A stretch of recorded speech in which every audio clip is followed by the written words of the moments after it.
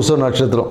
புனர்பூச நட்சத்திரக்காரங்களுக்கு இந்த ஆவணி மாத பலன் எப்படி இருக்குன்னா, ஏன்னா ஜென்மகுரு வனவாசம்ன்ற மாதிரி இப்போ பார்த்திங்கன்னா குரு பகவான் வந்து ராசிலே இருக்கார். ஸோ அப்போ என்னன்னாக்கா எல்லாம் நல்லா போயிட்டு இருந்திருக்கோம். இனம் புரியாத குழந்தைகள் சார்ந்த விஷயத்தில் ஒரு இனம் புரியாத ஒரு அழுத்தம் வந்து இருந்துகிட்ருக்கும். அதே போல் என்னென்னாக்கா தொழில் சார்ந்த விஷயத்தில் வந்து ஒரு அழுத்தம் வரும். சூழ்நிலைகள் எல்லாமே சாதகமாக இருக்கும். உங்களை சுற்றி இருக்கிறவங்க எல்லாம் சந்தோஷமாக இருப்பான். நீங்கள் தான் அவங்களுக்காக வேலை செஞ்சு அவங்கள காப்பாற்ற வேண்டிய சூழல் இருக்கும்.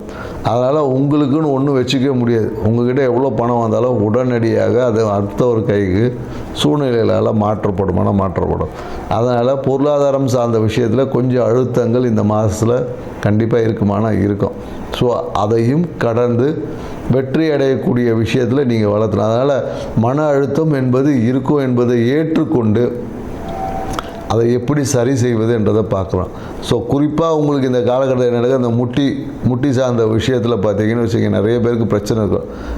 அதாவது முட்டி விலகிறது, முட்டி வலி, அதில் எலும்பு தேஞ்சுது, இப்படி எல்லாம் நிறைய விஷயங்கள் சொல்லுவாங்க. அதுக்கு காரணம் என்னக்கா உங்கள் மனசில் இருக்கக்கூடிய அதிகப்படியான கவலையும் அழுத்தமும் முறையற்ற உணவு பழக்கம் தான்.